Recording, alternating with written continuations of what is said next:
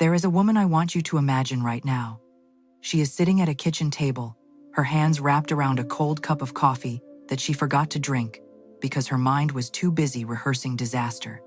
The bills are stacked on her left, the rejection letter is on her right, and somewhere in the back of her mind, a voice small but relentless is whispering that this is just how life is. That things don't really change, that miracles are for other people, people with better luck, better connections, better circumstances. That voice, beloved, is the greatest liar that has ever spoken, and today, we are going to silence it once and for all. I want to begin with a declaration, and I want you to feel it move through your bones like a current of electricity. Miracles are not the exception to life, they are the rule. They are not reserved for the saintly, the wealthy, or the extraordinarily fortunate. They are the natural, rightful inheritance of every soul who dares to align with the infinite intelligence that governs this universe. The moment you understand this, truly understand it, not just intellectually nod at it, but feel it resonate in the very core of your being, your entire life reorganizes itself around that truth. Now I know what some of you are thinking. You have heard this kind of talk before. You have read the books, you have said the affirmations into your bathroom mirror, you have tried to believe, and still, the miracle did not come in the way you expected. And here is precisely where we must stop and examine something important, because embedded in that very sentence is the problem. You expected the miracle to come in the way you expected it. You drew the map yourself and then demanded that the divine follow your directions. You ordered the package and then refused to accept delivery because it arrived in the wrong colored box. This is not faith. This is management. And the infinite cannot be managed, it can only be trusted. The word expect is one of the most powerful words in the human vocabulary when it is properly understood. Most people use the word to mean anticipating a specific outcome. They expect a call from a particular person. They expect money to come from a particular source. They expect healing to arrive through a particular doctor. And when life, in its magnificent and often mysterious wisdom, chooses a different door entirely, they conclude that the expectation failed. But expectation, in its truest and highest sense, is not about the door, it is about the arrival. It is an absolute, unwavering confidence that your good is coming, that the supply is already in motion, that the answer is already on its way without any attachment whatsoever to the form it will take when it gets here. This is the foundation of everything I want to share with you today. And I want to share it not as a theory, not as a philosophy to be debated over dinner, but as a living, breathing, practical science that you can apply to your circumstances the moment you walk out of this room.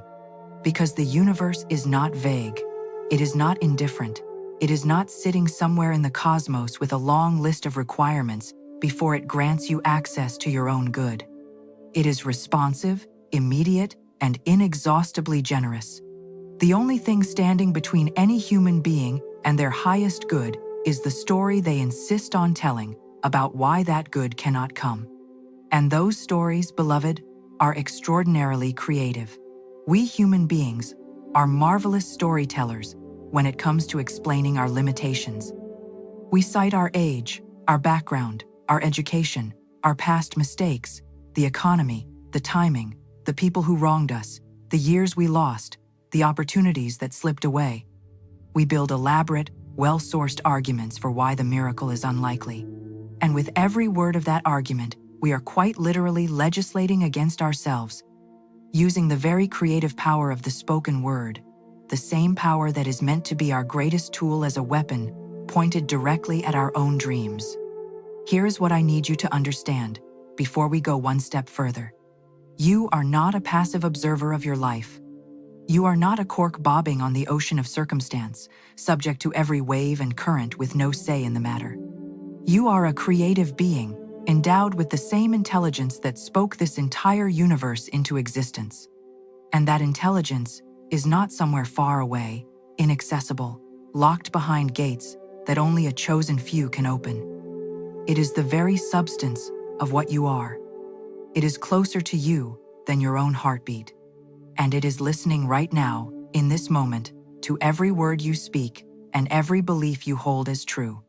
The miracle you have been waiting for has not been delayed because the universe forgot you. It has been waiting, patient, ready, fully prepared for you to stop expecting the expected and open wide the door to something far greater than your human mind has yet dared to conceive. That is what we are here to do today. Not someday, not when conditions improve. Today, right now, in this room. The tide is turning, and it is turning for you. Let us talk about the nature of divine timing, because there is no subject that trips people up more consistently, more painfully, or more unnecessarily than this one. We live in a world that has made speed into a virtue. We celebrate the fast, the instant, the immediate. We have built entire industries around the elimination of waiting. And so when the miracle does not arrive on our schedule, when the healing takes longer than we planned, when the relationship does not materialize in the season we designated, when the financial breakthrough seems to be perpetually just around the corner, we interpret that delay as denial. We read the silence as rejection. We take the waiting period as evidence that we were wrong to believe in the first place. And in doing so, we make the single most costly mistake a human being can make on their spiritual journey. We quit 5 minutes before the miracle. I want to give you an image that has stayed with me and that I believe will stay with you too. Think of a farmer. A real farmer, the kind who works the land with his hands and understands in his bones the relationship between planting and harvest. When that farmer presses a seed into the dark earth in the spring, he does not go back the next morning and dig it up to check whether anything is happening. He does not stand over the ground shouting at it to hurry. He does not conclude, because the field looks exactly the same on the surface as it did before he planted, that nothing is working. He knows, with a certainty that requires no visible evidence whatsoever, that beneath that ordinary-looking surface, an extraordinary process is already underway. Life is moving, roots are forming. Something that did not exist yesterday is pushing its way toward the light. The farmer trusts the process not because he can see it, but because he understands the law. And faith, beloved, is nothing more or less than understanding the law of the infinite well enough to trust it completely, even when the field still looks empty. Now, here is what the farmer also knows, and this is the part that most spiritual seekers miss entirely. The seed does not grow on the farmer's schedule. It grows on nature's schedule. And nature's schedule takes into account things that the farmer cannot see from where he is standing: the temperature of the soil at various depths, the moisture content, the mineral composition of the earth, the positioning of 1,000 other growing things in that same field. Nature is not slow. Nature is thorough. And the infinite intelligence that governs your life is not slow either. It is thorough. It is working at levels you cannot access with your 5 senses, coordinating circumstances and people, and timing and events in a choreography of breathtaking complexity, all for the purpose of delivering your good to you in its fullness, not in a diminished form that arrived too early before the conditions were right to sustain it. This is precisely why the scripture says that the ways of the infinite are past finding out. Not because they are secretive or deliberately mysterious, but because the scope of what is being orchestrated on your behalf is genuinely beyond what your human mind can calculate. You see 3 variables. The universe sees 3,000. You think the only path to your good runs through one particular door. The infinite knows of 17 doors you have never even noticed, and it is already preparing the most perfect one to swing open at precisely the right moment. Your job is not to figure out which door. Your job is to stay dressed and ready, expectant and joyful, absolutely certain of the arrival, without any attachment to the itinerary. But I want to be careful here, because trust in divine timing is not the same thing as passive resignation. There is a counterfeit version of spiritual surrender that masquerades as faith, but is actually fear in a robe. It says, well, what will be, will be. It sits down and folds its hands and calls that trust. It uses the language of divine order to justify inaction and avoidance. Real faith is not passive. Real faith is vibrantly, energetically active. The farmer trusts the season, yes, but he also rises before dawn and tends the field. He pulls the weeds. He waters during the dry spells. He protects the young plants from frost. He does his part with absolute diligence, while releasing all anxiety about the outcome. That combination, diligent action married to complete inner peace, is the signature of a person who has genuinely understood how this law works. Florence Scovel Shinn wrote that faith without works is dead, and she meant it in a very particular, very practical way. Your works are not your frantic scrambling to force results. Your works are your consistent, daily alignment with the truth of your own good, speaking words that affirm what you desire rather than what you fear, acting as if the miracle is already on its way, because it is. Making room in your actual, physical life for the thing you are claiming in your spiritual life. If you are claiming a great love, stop living as though you expect to be alone forever. If you are claiming abundance, stop treating every dollar as though it might be the last one you ever see. Your outer actions send a message to the infinite, and that message either confirms your faith or contradicts it. And the infinite, being perfectly responsive, takes you at your word. There is something else about divine timing that I need you to hear, something that took me a long time to understand, and that I believe will save you years of unnecessary anguish. Very often, what feels like a delay is actually a protection. The thing that did not come when you wanted it did not come because something about the timing would have injured you, or because what you were asking for was smaller than what was being prepared. The prayer that seemed to go unanswered was actually being superseded by a better answer, one you could not have imagined from where you stood at the time. How many times have you looked back at something that felt like a devastating disappointment and realized, with the clarity of hindsight, that it was the greatest redirection of your life? How many closed doors turned out to be the only thing standing between you and a road that led nowhere? The infinite is not withholding your good, it is expanding it, and the expansion takes the time it takes. Trust the timing, bless the waiting period. Know that something extraordinary is being made ready for you even now, in this very moment, and that when it arrives, you will understand why it could not have come one day sooner. I want to speak to you now about the word, because everything, and I mean everything, begins there. Before the miracle manifests in the physical world, before it takes form in your circumstances, before it becomes the thing you can touch and see and hold in your hands, it exists as a word. It exists as a declaration, spoken either by you or against you, either in faith or in fear, either in the language of abundance or in the language of lack. And the universe, that vast and perfectly responsive field of infinite intelligence, does not evaluate your words the way a kind and forgiving friend might. It does not look past what you are saying to what you really mean. It does not give you credit for good intentions when your mouth is busy broadcasting limitation. It takes you at your word, every single time, with perfect, unfailing, mathematical precision. This is not a punishment, it is a gift, because it means that the moment you change your word, you change your world. Not eventually, not after a suitable period of rehabilitation. The moment the word changes, the creative process redirects.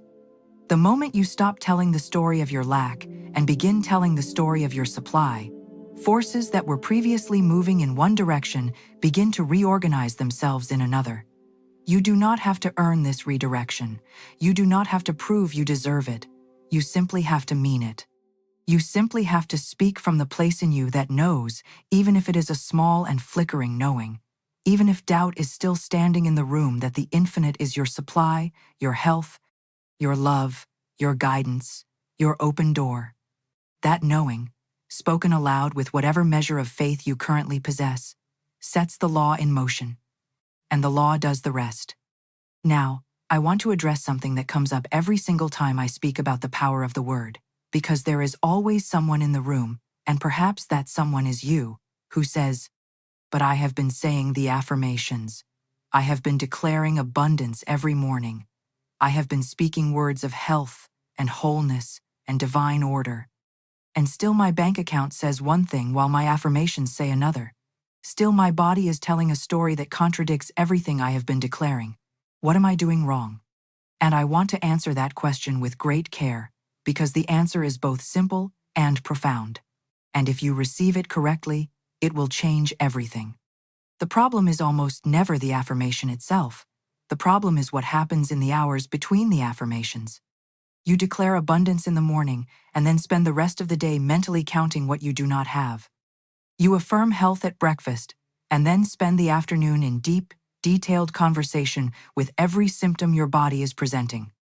You speak the word of faith and then immediately pick up the word of fear and carry it with you everywhere you go like a second set of luggage. And the universe, receiving two completely contradictory signals, does what any reasonable system would do when given mixed instructions. It stalls. It wavers.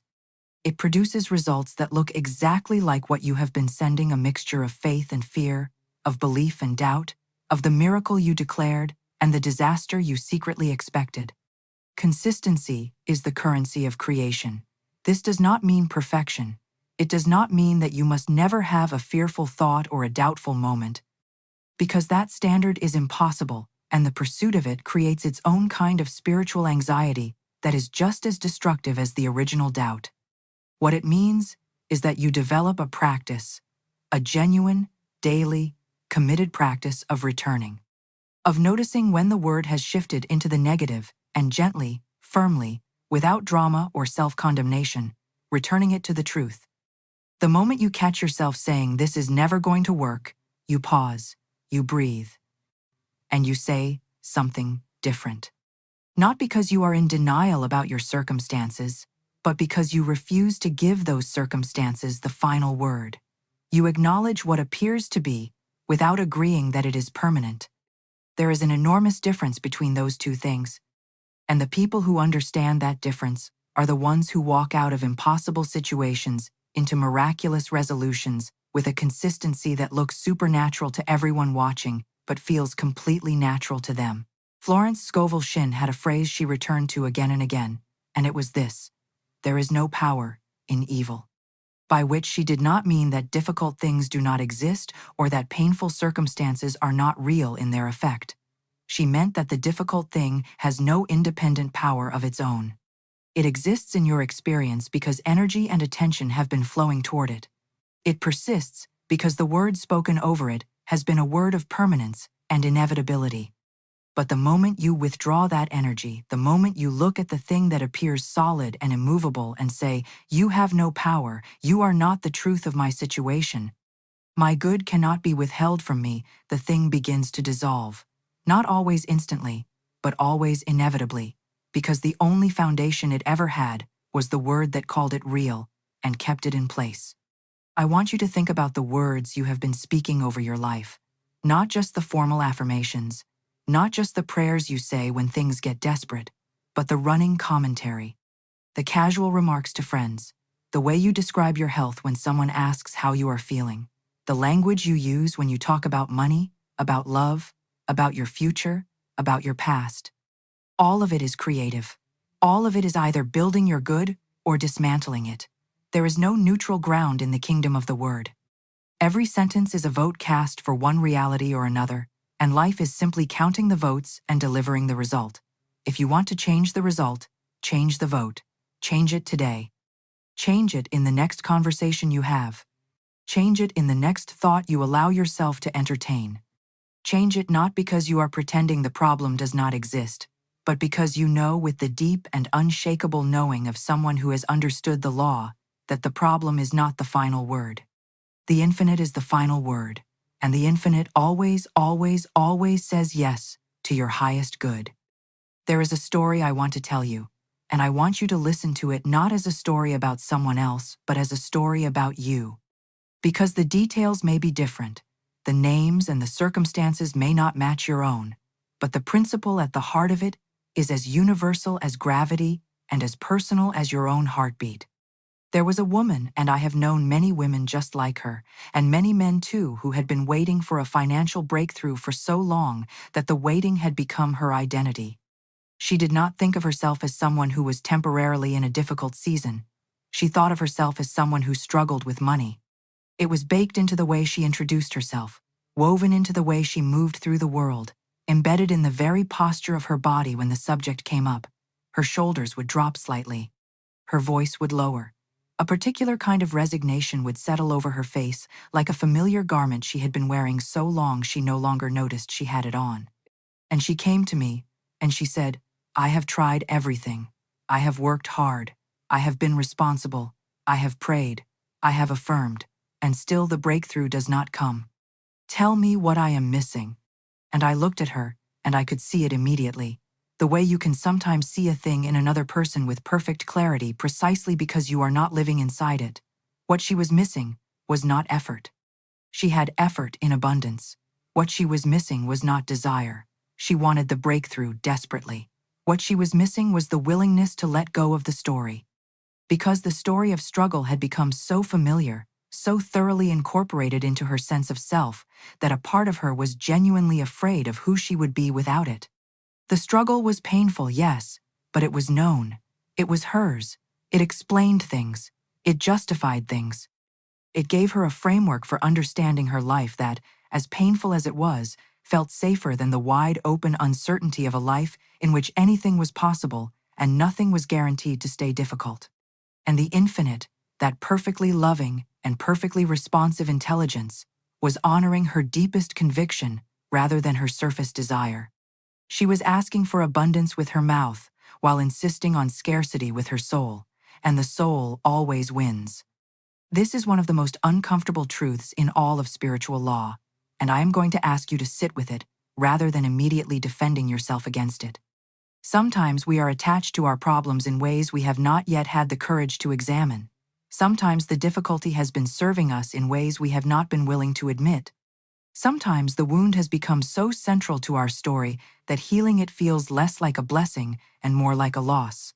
The sick role can bring attention and care. The financial struggle can protect us from the vulnerability of success and the responsibility that comes with it. The failed relationship can shield us from the terrifying risk of trying again and perhaps failing again. None of this is conscious. None of this is chosen in the deliberate, calculating way that would make it easy to condemn. It is simply the human psyche doing what it always does, which is finding the most efficient way to manage fear. But the consequence of this unconscious management is that we block the very good we are praying for while sincerely believing we are doing everything right. The question to ask yourself, and I want you to ask it with genuine curiosity rather than harsh judgment, because self-condemnation is just another form of resistance. The question is this: what would I have to give up if this situation were resolved? What identity would dissolve? What excuse would disappear? What conversation would I no longer be able to have? What familiar discomfort would I have to replace with the unfamiliar uncertainty of a better life?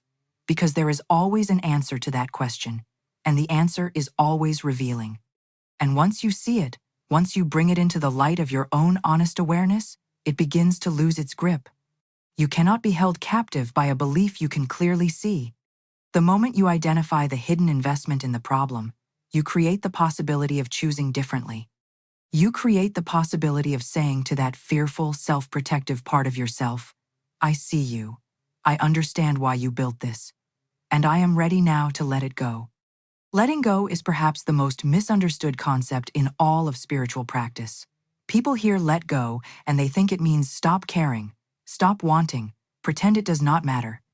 Manufacture a false indifference and call that surrender.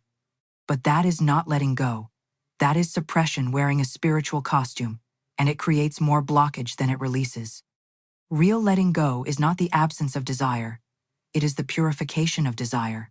It is the movement from grasping, fearful, white-knuckled wanting, the kind of wanting that is really just fear of not having, to the open-handed, joyful, completely confident expectation of someone who knows their good is already provided and simply awaits its perfect moment of delivery. The difference in the feeling between those two states is enormous, and the difference in what they attract is equally enormous. Grasping repels. Open hands receive. It is as simple and as profound as that. I want to give you a practical exercise, and I want you to take it seriously, because the people who take these practical exercises seriously are the ones whose lives change, while the people who find them too simple are usually the ones still sitting at that kitchen table with the cold coffee 3 years from now, wondering why nothing has shifted. The exercise is this. For the next 7 days, every time you notice yourself gripping a desire, Every time you feel that tightening in the chest that says, "This has to happen, or else I want you to open your physical hands." Literally, whatever you are holding, put it down or simply open your palms and speak these words aloud. This or something better, for the highest good of all concerned. That phrase is not a resignation. It is not you giving up on what you want. It is you declaring your trust in an intelligence that can see further than you can, that loves you more completely than you have yet allowed yourself to believe, and that is already right now, in this very moment, working on your behalf, in ways you cannot yet perceive, but that you will one day look back on with absolute wonder and absolute gratitude. There is something that happens to a person when they have been disappointed enough times. It is not dramatic. It does not announce itself. It creeps in quietly, the way a chill creeps into a room when someone has left a window open just slightly, just enough that you do not notice it immediately but only realize, an hour later, that you have grown cold without knowing exactly when it happened. That something is the decision, and it is a decision, even when it does not feel like one, to stop expecting good things. To preemptively protect yourself from the pain of disappointment by simply refusing to hope in the first place. To build a kind of emotional fortress around the tender, wanting part of yourself and call that fortress wisdom, call it maturity, call it having learned from experience. Dress it up in the language of practicality and realism and not getting your hopes up, so that the fortress feels like a reasonable, even admirable, response to the facts of life rather than what it actually is, which is the most expensive decision a human being can make. I call it expensive because I want you to understand what it costs. When you stop expecting good, you do not simply stop receiving disappointment, you stop receiving everything. Because the same openness that makes you vulnerable to being hurt is the identical openness through which your miracles must pass on their way to you. You cannot selectively close yourself. You cannot say, "I will shut the door to hope," but leave the door to manifestation wide open. The doors are the same door. The vulnerability that makes you capable of being disappointed is the very same vulnerability that makes you capable of being astonished, delighted, and overwhelmed with gratitude when the miracle arrives. And so when we close down in self-protection, we do not make our lives safer. We make them smaller. We trade the possibility of the extraordinary for the guarantee of the merely tolerable. And then we wonder why life feels flat and joyless, even when nothing is technically wrong. I want to talk about the spiritual practice of what I call radical expectancy, because it is the antidote to this closing down. And it is something that can be cultivated deliberately, systematically, regardless of what your history has been or how many times you have been disappointed in the past. Radical expectancy is not naivety. It is not the cheerful obliviousness of someone who has never been hurt. It is the practiced, intentional, eyes wide open choice to remain available to wonder. It is the decision, made fresh every single morning, to approach the day as though it contains gifts you have not yet discovered, rather than problems you have not yet encountered. It is the conscious refusal to let yesterday's disappointments write tomorrow's story. And it is grounded not in wishful thinking but in the absolute, unwavering understanding of spiritual law, which states clearly and without exception that the infinite is the source of all good, that good is the natural order of things, and that anything less than good is a temporary condition arising from a temporary misalignment that can be corrected the moment you are willing to correct it. Now, I want to speak about something that the great spiritual teachers have always known, but that our modern, achievement-oriented culture has almost entirely forgotten, and that is the miraculous power of gratitude. Not gratitude as a polite social grace, not gratitude as a technique, something you practice because you read that grateful people are happier and you would like to be happier, but gratitude as a force, gratitude as a frequency, gratitude as the single most powerful tuning mechanism available to a human being for aligning themselves with the flow of infinite good. Because when you are genuinely, deeply, specifically grateful, not in a general, vague, "I should be thankful" kind of way, but in a particular, detailed, "I am astonished by this gift" kind of way, You are doing something extraordinary. You are telling the universe, in the clearest possible signal, that you recognize good when it arrives. And the universe, that endlessly generous and perfectly responsive field of intelligence, responds to recognition by sending more of what is being recognized. This is why the people who seem to live charmed lives are not, as the cynical assumption goes, simply lucky. They are grateful. They have developed the eyes to see the miracle in the ordinary, and because they see it, it multiplies. They notice the unexpected parking space and feel genuine delight rather than indifferent entitlement. They receive the small kindness and let it land fully rather than brushing past it on the way to worrying about the next thing. They find the unexpected check in the mail, and instead of immediately calculating whether it is enough, they pause and feel the wonder of money coming from an unexpected source, which is exactly the kind of supply the infinite loves to provide when you are paying attention. Each moment of genuine gratitude is a magnet.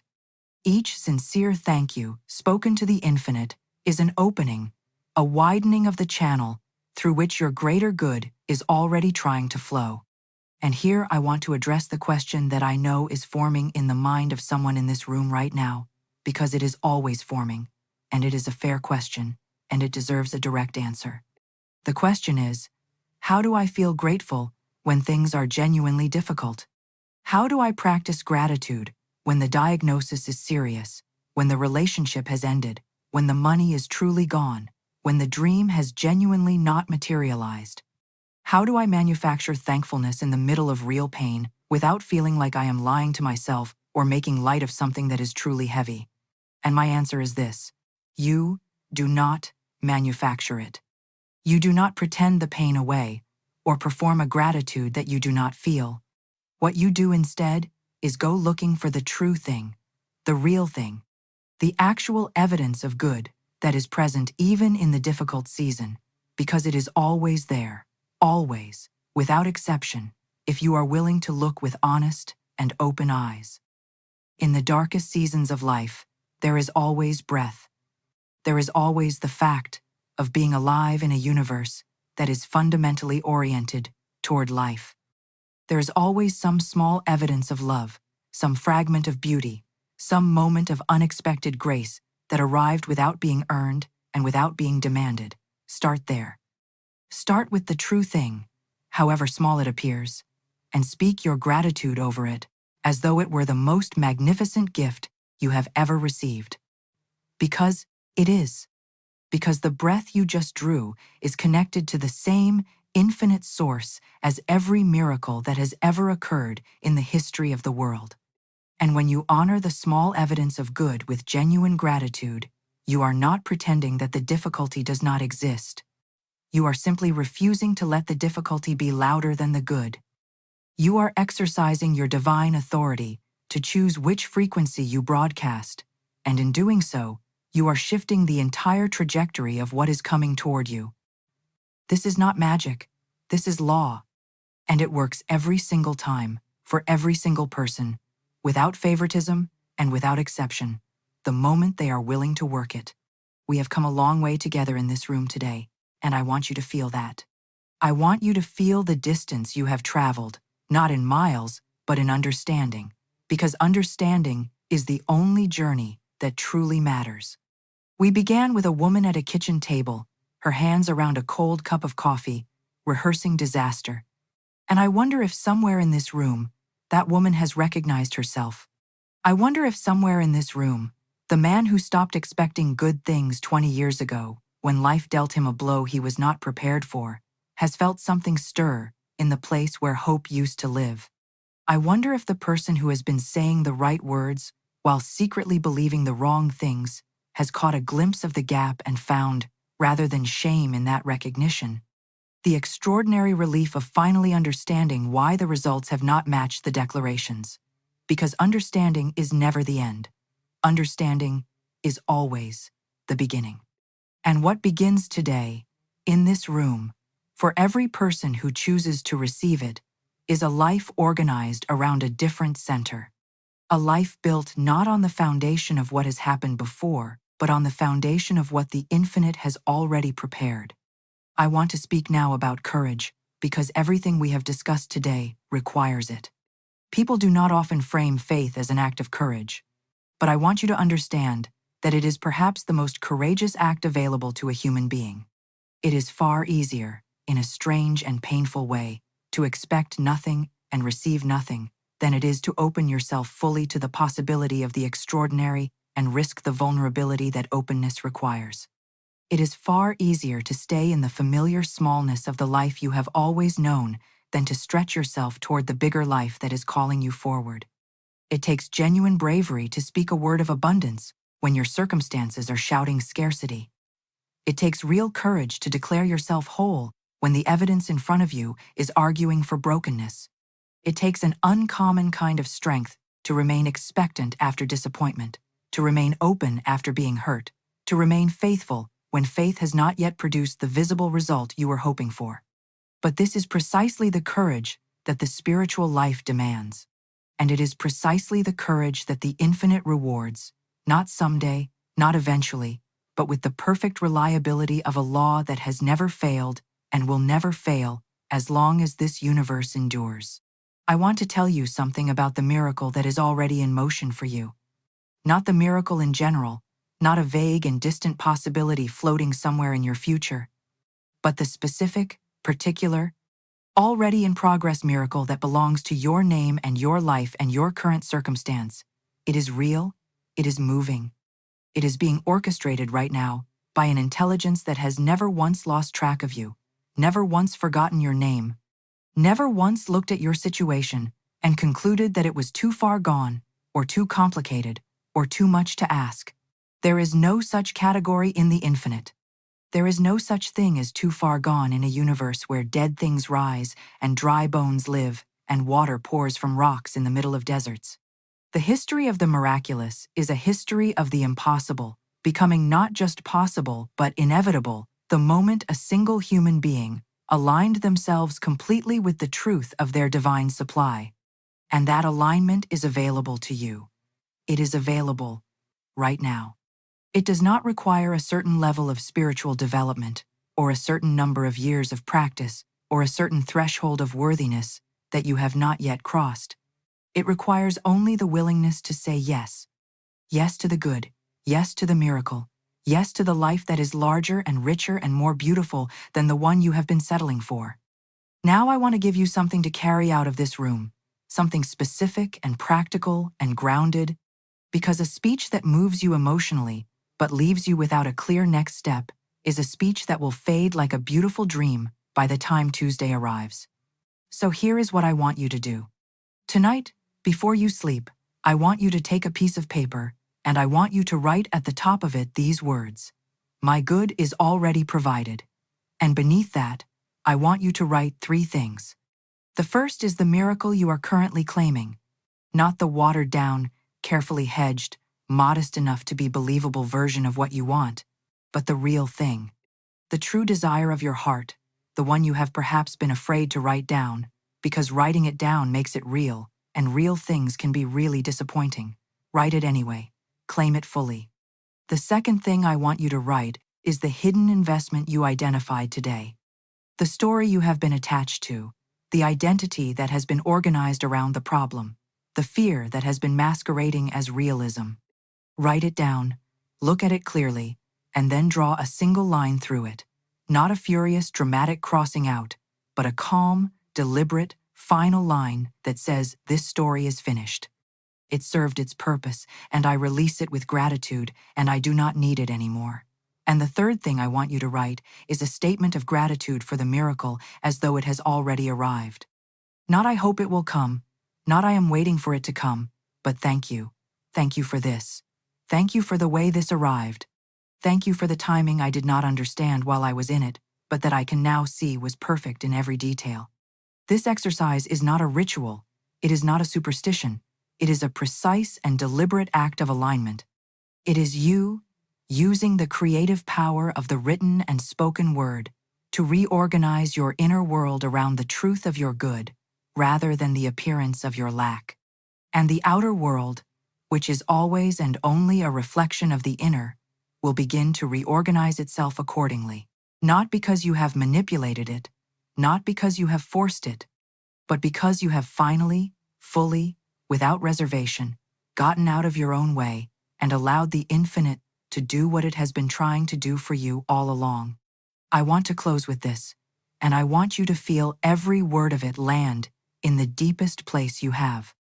You were not put on this earth to struggle. You were not designed for a life of permanent lack and perpetual disappointment and dreams that never quite materialize.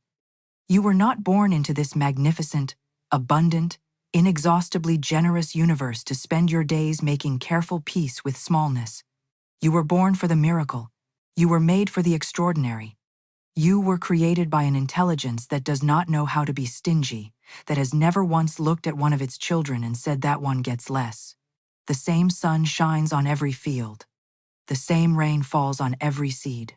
The same infinite supply is available to every soul who dares to claim it, fully and without apology, in the full knowledge that the claiming is not arrogance, but alignment, not greed, but grace, not wishful thinking, but the most rigorous and reliable science in the universe. The miracle is not coming. The miracle is already here, already moving, already arranged in ways you cannot yet see, but will soon feel, and then see, and then hold in your hands, and look at, with the kind of wonder that makes you laugh and weep at the same time, because it is so much better than what you dared to ask for and so perfectly timed that you know, beyond all argument and all doubt, that something far wiser than your human mind was in charge of it all along. Expect it, claim it, open your hands for it. Speak the word that calls it forward, and then stand back, beloved, and watch what the infinite can do when you finally, completely, with your whole heart, get out of the way and let it. The miracle is your natural order. Welcome home.